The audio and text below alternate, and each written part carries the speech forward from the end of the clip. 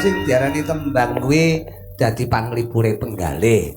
Dadi nggone awake dhewe sowan rene iki ora mung mligi nonton pagelaran wayang ya ngrungokke tembang. Nggih. Requeste para kanca dulur kabeh sing padha parang rawuh lugune keluarga besar Mbah Wo Haryanto.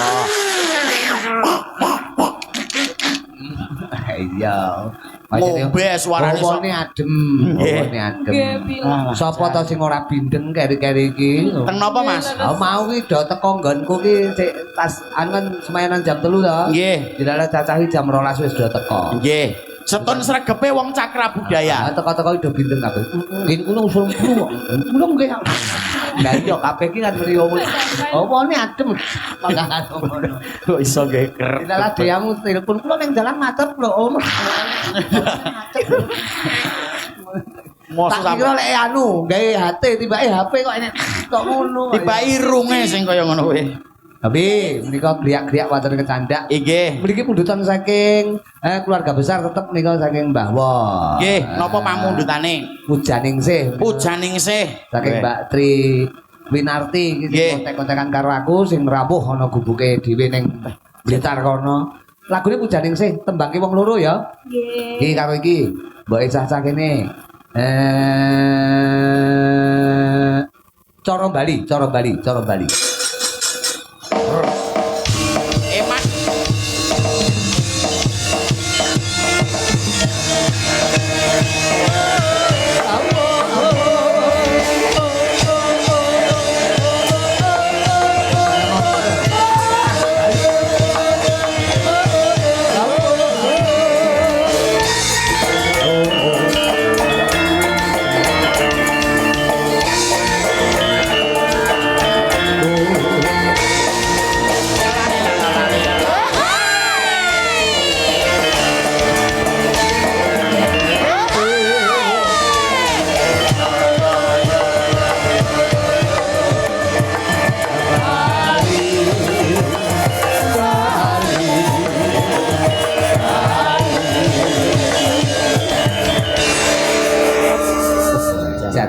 Joget iki nek cara Bali iki ngene iki. Sigrak, Mas.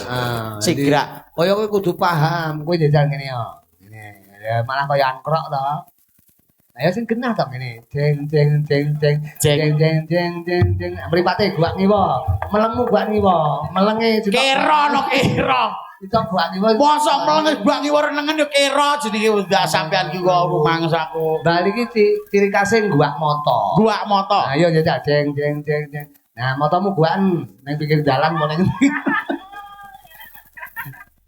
Moto kan nyenekne. Iki tembange Pujaningsih sing. Pujaningsih. Anu niku lho. Duh, piye to? Waduh diwa-diwa deh. Sing piye to? Sing Pujaningsih sing kale lho. Sing piye? Pujaningsih penek. Ya Allah, kalau sing kendangane ngene lho, tak tudrang. Nono nene. Kuwi jenenge sambel kemangi. Kuwi sambel kemangi. Lah iya bar nyambel kemangi terus ngrungokne Pujaningsih. Ora mudeng to kowe iki masaku. Aku mau kleru kok ora teko kono ya. Ya diatur buat warga masyarakat mriki juga keluarga besar saking Mbah Wo Haryanto. Umpak kumpul kabeh para putra wayah. Seragame padha iki entek kain piro. Ayo kowe kok ngurusi kuwi. Lah kowe klambimu. Lah keluargaku ya aku Bu Sendur Mbak Krisnia enek-enek sing kurang lho entek sarol kurang lho Mas. Akhirnya padha golek Kristus lewah-lewah ngono ya. Ora apa-apa ya kaya kuwi pawakan gedhe. Yo, puja Ningsih.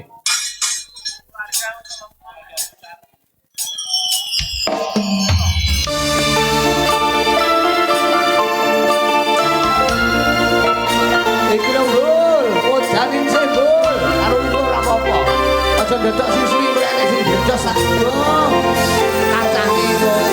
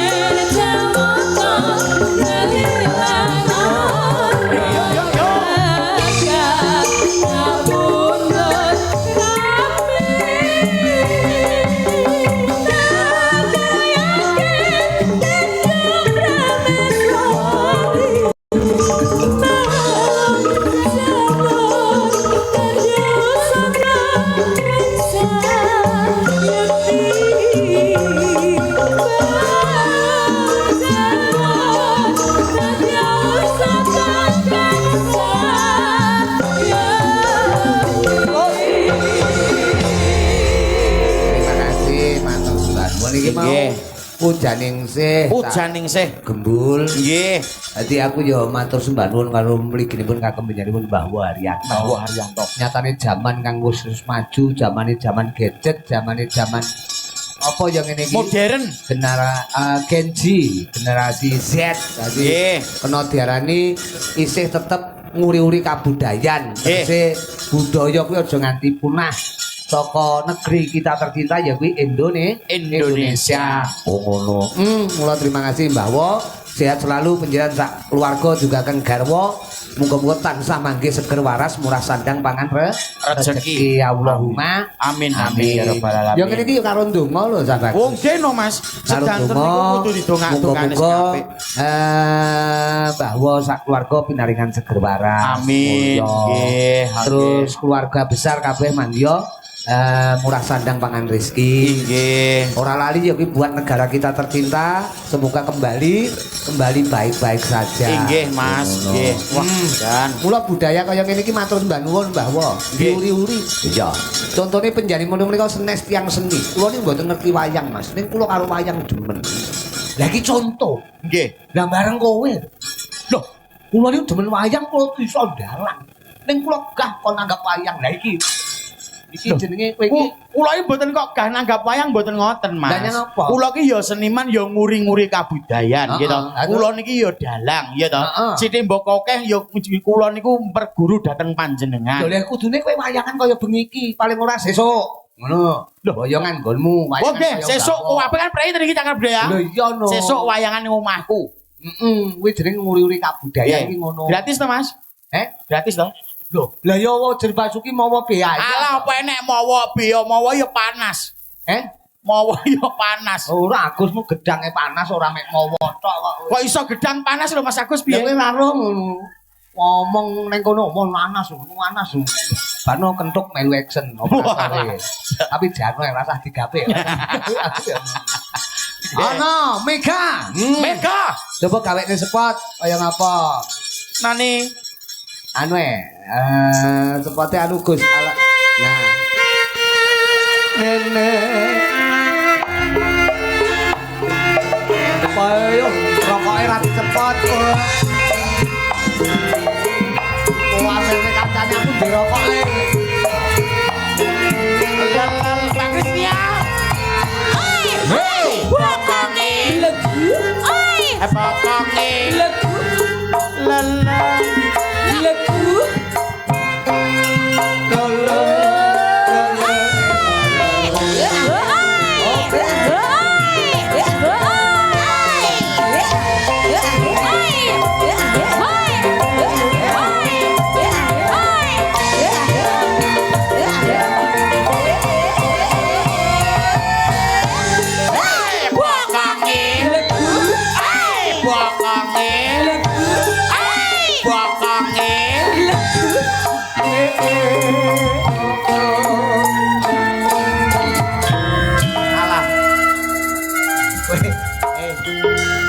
Awas. Kowe diprotes bojoku lho. Wong-wonge. Ayo. Tapi ora sing mlebu ki kupinge. Ora ngono, Mas. Mega iki kan sarjana tari. Gitu. Heeh. Dadine sing paling apik ya pas goyangane tok. Tari, kowe iki pikiranmu aja piktor lho. Loh, mboten lho, jenengan lho upama anu ya. Wong tari ndae kaya ngono kok mek Sampeyan sing mau sawang mesti mek Ayo, goyang. ngene aja. Jajal ngene ya. Gah, Jajal ngene ya. pikirane sampeyan. Wong-wong nyawang wajahmu apa nyawang bokongmu? Ya wajahku to. Sarja, oh lho, wong tari iki lek wedok mbok. Layak iki. Aduh, piye? Piye? Lho, ngene. Piye? Lho, ngono. Nyapa kok ngene bokong ning budi ya. Oh ya lek wong wedok. Lek wong wedok ngene dek piye to? Lek wong wedok piye? Iya ta sampeyan. Lho maksud aku nyontoni lek wong lanang ngono kuwi mau, ngono lho maksudku. Jajal ngene. Pomo kendangane trang tung danding tung tak jren jogete piye lek cara kowe. Jajal aku ora ono, piye? Trang tung ya. Heeh, danding tung tak jrer ngono. Danding tung tak jrer. Iki lek wong lanang, Lanang piye? Ya, ya.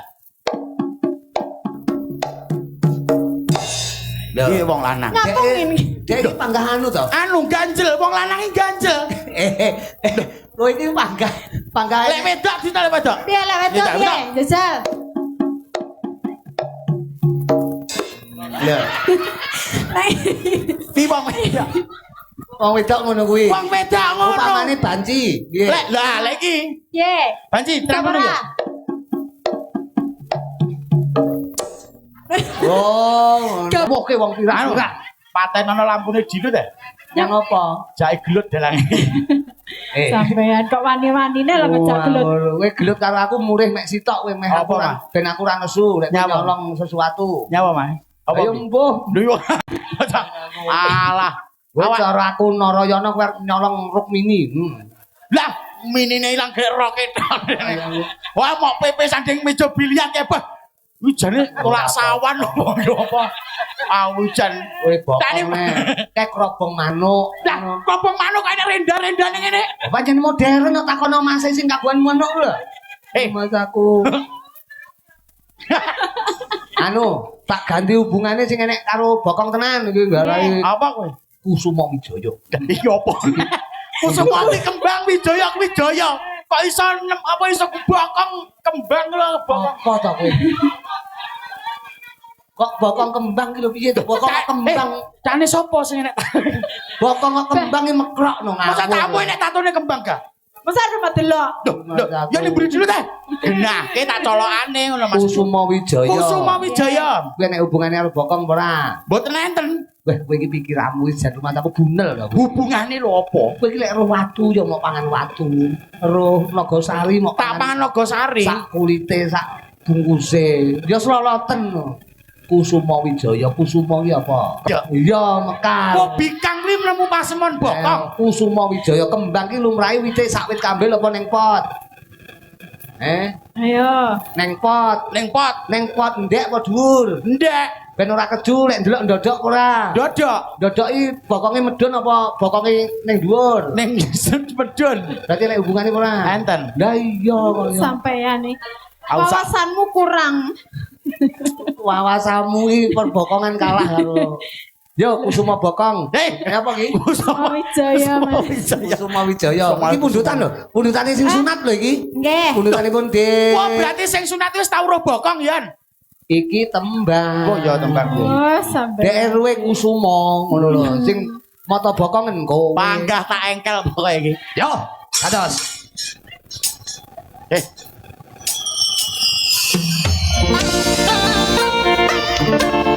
Mereka saking bilang duwe Erlangga sing ditetake. Saking bilang karo Kusuma Wijaya. Iki wong bagus. Kusuma Wijaya.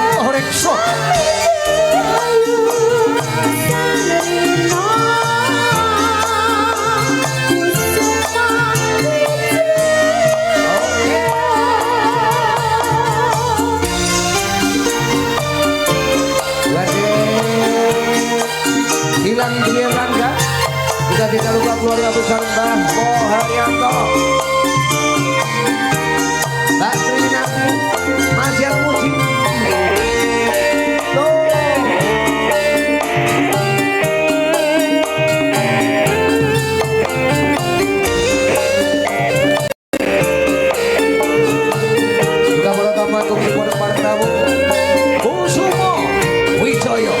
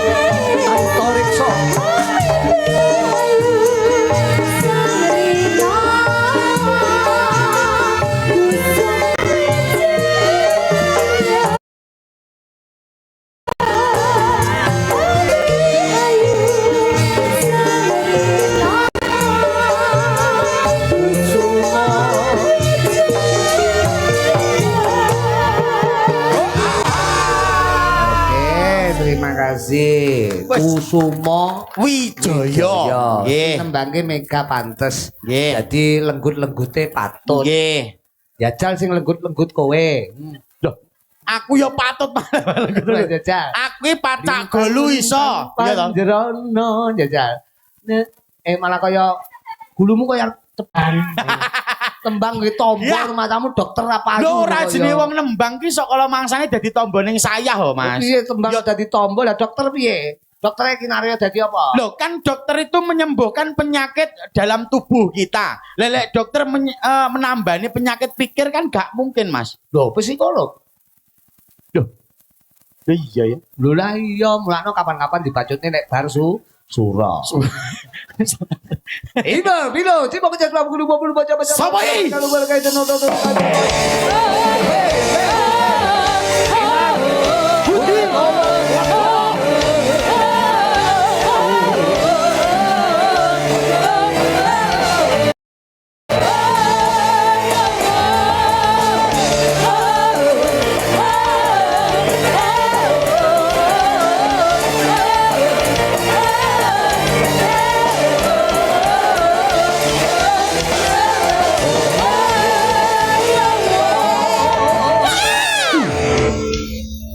Wah, bengok ketok ora lho sinjen sitok iki panganane opo jare? Lah kowe sing kulino namate kan kowe. Sampeyan sing kulino nyawang aku, nek ning isor sing disawang ya aku. Nek ning kono sing disawang ya, mosok ora ngerti aku mak. Mosok Intan mosok panganane paku kan yo ora mungkin. Tapi ora maksudku pancen ya senajan to pancen sampean ki saka sisi tubuh iku pancen yo sehat. Piye kok sisi iki? Maksudnya disawang lho Mas, dari sisi manapun. Maksudnya kowe sirmu nyawang apa sisi? Nah. Anu nyawang Mas, maksudku nyawang. Disawang saka arah manapun. Iku Intan iku wonge sehat. Ya sehat pikire, ya sehat rohanine. Dalu menika awake dhewe lak bareng-bareng silaturahmi. Cobi kula tak pengen sampean duet wong loro cah bagus. Karo Intan monggo kersa tembange manut. Sing baku tak aturke buat keluarga besar Mbah Wo Haryanto, juga dulur-dulur lanang yang kemapan wonten ing Ngadirjo Sumberaro. Iki. Jadi pancen muga-muga apa sing dadi lekase Mbah Haryanto iki bisa kasembadan wong luar lancar gedhekke rasa syukur. Napa? Manut gulu pedhot Mas. Gulu pedhot. Nggih, mergo tresnaku paribasa tumbalke sirahku mung kanggo Intan. Keren. Tapi FYP lho gulu pedot iki. Gak percaya. Aku kan ini TikTok. Apik lho. Kowe wong loro iki pancen nek pedot-pedotan ki apik. Ya gak ngono, Mas. Maksudnya gak pedot-pedotan ngono. Ya gulu pedot. Kayak apa? Ya.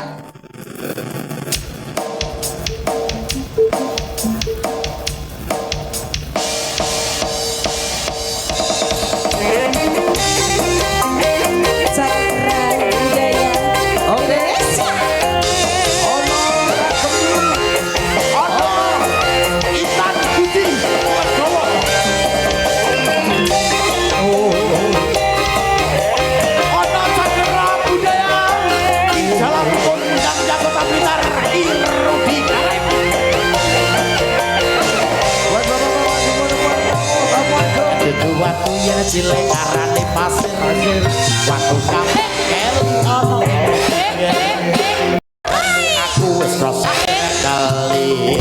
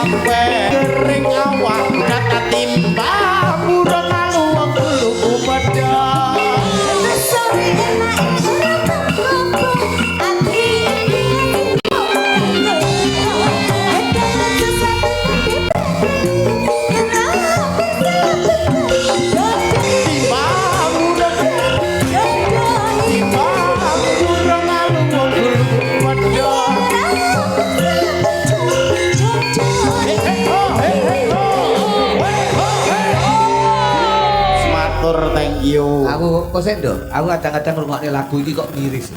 Napa Mas? Sitok belah dodos, sitok medhot bulu. Ora iki jane arep anu gawe Kentucky kok. Oh, mbok titik ae mau piye? Mboten Mas niku paribasan. Loh, dan yang apa kok dadak nggawa parine basan? Loh, mboten maksudnya niku perumpamaan. Perumpamaan hati saya iku njono ora iso nggayo katresnane diajeng Intan Budilega, paribasane iku dipedhot lho kowe gelem aku Mas. Kuwi mek paribasan. Paribasan. Ora tenanan. Enggak tenanan berarti cintamu kuwi mek gur paribasan. Palsu. Mbot niki won jenengan ngrungokne lagu napa sing sak tenane? Lho, ya lagu, ya lagu lah nggih. Umpama Intan niku paribasan ora iso nggayuh kula nggih boleh becik bedan jojon lho. Kula kan bedah jojo ya. Ayo, otlok ya lho. Bocah kuwi jenenge perumpamaan. Perumpamaan, Mas. Tapi pisan kas nduk diaturi buat dulur mriki nggo cegalek tombo ngantuk. Ana iki mau pundutane ana selendang biru. Nggih. Terus salok diaturi nggon waci goro-goro ora masalah. Jajal keri-keri iki ana lagu Merah Jambu ya. Merah Jambu. Cintamu hanya kamu. Sik. Cintamu hanya kamu ki maksudnya. Masih cintaku hanya kamu. Aku iki tenan lho.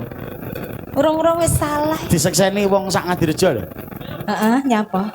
Cintaku mau hanya kamu. Masa lah mau kae wakeh no. Kuwi mau perumpamaan. Wah, tembung umpama mau gawe tenanan. Ra iso aku gawe umpama. Ngene iki tenan iso lho guyon-guyon ngono terus akhire satru ngono. Satru. Ndak munggah iki jalan. Wong guyon-guyon dadi satru iki lho piye lho sampean iki? Satru kuwi singkatan lho, Singkatane apa? Saate turu. Loh. Acing belah dodon iku. Ora, Mas guyon-guyon ngantuk Mas aku tak turu ngono ya. Yo, Merah Jambu. Ses. Ngono dari setia, ngono kok tinggal lungguh. Lanang piye?